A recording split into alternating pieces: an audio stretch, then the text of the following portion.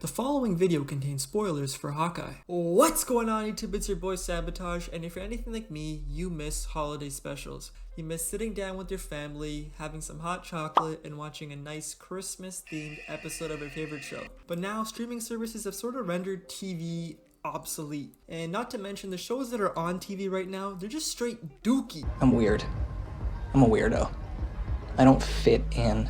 It's just too much to ask for a decent Christmas special? Well, Disney Plus didn't think so and bestowed upon us a Christmas MCU show, Hawkeye. And personally, I haven't been messing with a lot of Marvel's post-Endgame stuff, and I was sort of getting tired of just seeing the same formula being used over and over again. But Hawkeye was just a blast of fresh air, and it was honestly just really fun. Let's make this review real simple by talking about the good, the bad, and then I'll give my overall thoughts on the show. So what did I like about the show? This show cements its own feel in a cinematic universe with so much content that a lot of it ends up feeling the same. This is thanks to its beautiful Christmas soundtrack that is honestly just so wholesome. The font that they use, and I've seen this with many creators, but if you use the same font for all of your movies or for all of your videos, you end up having it tied up with your identity, which is honestly a good thing for remembering the show. Finally, the side characters make the setting of the show feel a lot bigger than it really is. Since the show only takes place in New York City, having groups like the Tracksuit Mafia, who are just genuinely funny ass shit, helps to distinguish the show and make the show's story feel more like a comic book. I buy Imagine Dragons tickets for my girlfriend as like early Christmas gift, right? That's so sweet. Kurde, sweet. Then we had a fight. You know what she said? She said that the tickets were gift. So she wants to bring her sister. I mean, look on the bright side. You don't have to go see Imagine Dragons. I love Imagine Dragons.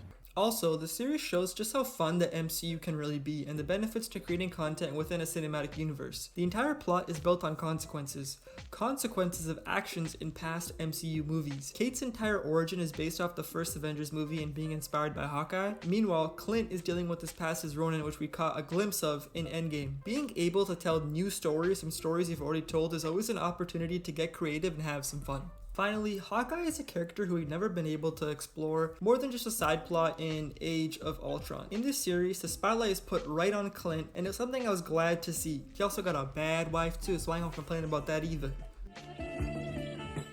We get to see him deal with his past as Ronin and handle the negative consequences of the decisions he made in the past. In episode 3, we meet Maya through an emotional intro where we learn Ronin killed her dad. So this character who was set up as the antagonist of this episode is actually not so bad of a person, and we as an audience can sort of sympathize with her. And in my opinion, that's an antagonist or villain or whatever you want to call her done right. Overall, the show is just really solid, and it's really hard for me to hate on anything to do with Christmas, but I did notice some parts that I didn't completely mess with. So the tracksuits, as I said, are one of the coolest and funniest parts of the show, but because they're at the butt of just so many jokes, it's hard to take them as serious threats. In the finale, they're Clint and Kate's main opposition, and this character Kazi, who's literally bitched by Hawkeye earlier in the show, is made to be this big threat. And personally, I didn't find him intimidating at all, and I couldn't help but laugh as Kazi thought he could take Clint.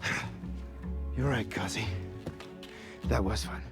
So I know a lot of you are probably really excited when you realize that Kingpin from Netflix's Daredevil show would make an appearance, and personally I've never really got into those Netflix shows, so I didn't really care that it was the same character and actor from Daredevil.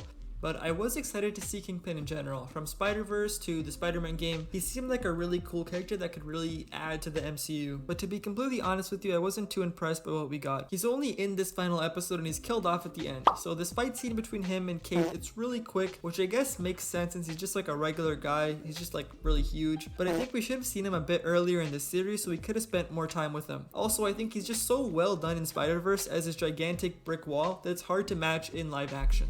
To wrap things up here, watching this show brought back so many cherished memories of sitting down with my family and watching a nice Christmas special. This series doesn't have the biggest stakes. Thanos is not snapping his fingers, half the universe is not getting obliterated, but it's still enjoyable because of the fun it's not afraid to have. I'm gonna go ahead and give Hawkeye a Sabotage thumbs up, and I'll see you guys in the next video. Peace.